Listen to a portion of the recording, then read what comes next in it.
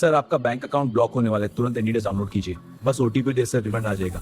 Screen share किया तो bank share किया। नमस्ते।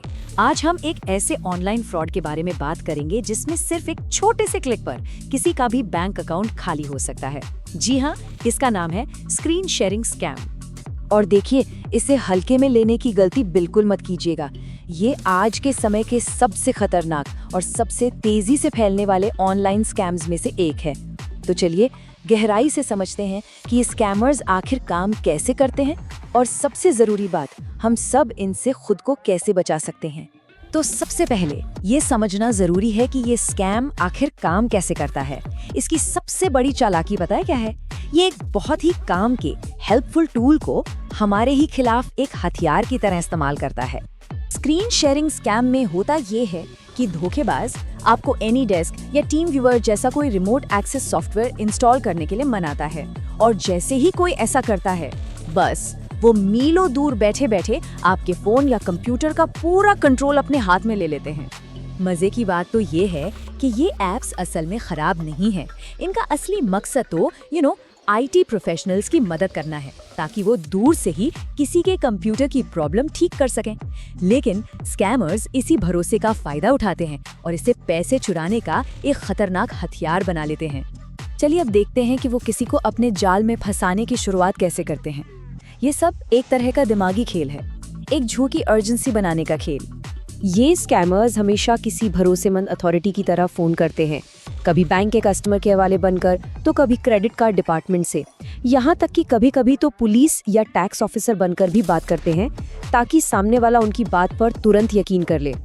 फिर वो कुछ ऐसा कहते हैं जिससे इंसान डर जाए, जैसे अरे आपका केवाईसी अपडेट नहीं है, अकाउंट ब्लॉक हो जाएगा, या आपके कार्ड से एक बड़ा अजीब सा ट्रांजैक्शन हुआ है। ये सब सिर्फ डराने के लिए डिजाइन किया गया है। उनका बस एक ही लक्ष्य होता है, डर और घबराहट पैदा करना। क्योंकि जब हम डरे हुए होते हैं तो हमारी सोचने समझने की शक्ति कम हो जाती है और हम वही करने लगते हैं जो वो हमसे करवाना चाहते हैं। और अब आता है स्कैम का सबसे क्रिटिकल हिस्सा, आपके डिवाइस का कंट्रोल हासिल करना। ये एक क्लिक का जाल है। वो आपकी मदद करने का नाटक करते हुए एक ऐप डाउनलोड करने को कहेंगे। फिर वो उस ऐप से मिला एक 9 डिजिट का कोड मांगेंगे और कहेंगे कि हाँ, जो भी परमिशन मांग रहा है सब अलाउ कर दीजिए। बस ये 3 आसान से लगने वाले स्टेप्स और आप उनके जाल में फंस जाते हैं। और जैसे ही आप ये करते हैं, खेल खत्म। उस पल से आपकी स्क्रीन अब आपकी नहीं रहती। वो आपके स्क्रीन पर होने वाली हर एक चीज को देख सकते हैं, हर एक टैप, हर एक पासवर्ड। और यहीं से शुरू होती है एक लाइव बैंक डकैती, जो आपकी ही आंखों के ठीक सामने हो रही होती है। एक बार कंट्रोल मिल गया, फिर वो आपसे आपका बैंकिंग ऐप खोलने को कहते हैं। वो आपको अपना पिन या पासवर्ड डालते हुए लाइव देखते हैं। जब बैंक से ओटीपी आता है तो वो भी उनकी स्क्रीन पर साफ साफ दिख रहा होता है, और बस कुछ ही मिनटों में वो आपका सारा पैसा किसी और अकाउंट में ट्रांसफर कर देते हैं। जरा सोचिए, उनके पास तुरंत क्या क्या पहुंच जाता है। आपकी bank login ID, password, debit card की सारी डिटेल्स, सीवीवी नंबर और सबसे जरूरी ओटीपीज। आपकी पूरी फाइनेंशियल जानकारी अब उनके कब्जे में होती है। और इस स्कैम का सबसे दुखद हिस्सा ये है कि क्योंकि ट्रांजैक्शन ओटीपी के साथ हुआ है, जैसे आपने अनजाने में ही सही शेयर किया है, तो बैंक इससे अक्सर एक ऑथराइज्ड यानी कि अधिकृत लेन देन मानते हैं। इससे पैसे वापस मिलना बहुत बहुत मुश्किल हो जाता है। ठीक है, तो हमने ये समझ लिया है कि ये कितना खतरनाक है, लेकिन अब हम बात करेंगे सबसे जरूरी हिस्से की, कि हम सब खुद को इससे बचा कैसे सकते हैं। ये है आपका सुरक्षा कवच। कुछ खतरे के संकेतों को पहचानना बहुत जरूरी है। अगर कोई फोन पर आपसे कोई भी रिमोट ऐप डाउनलोड करने को कहे, आपको कॉल पर बने रहने के लिए दबाव डाले, बहुत ज्यादा जल्दबाजी करे या ओटीपी मांगे, तो ये एक बहुत बड़ा रेड फ्लैग है। तुरंत सावधान हो जाइए। तो आपके सुरक्षा के नियम क्या होने चाहिए?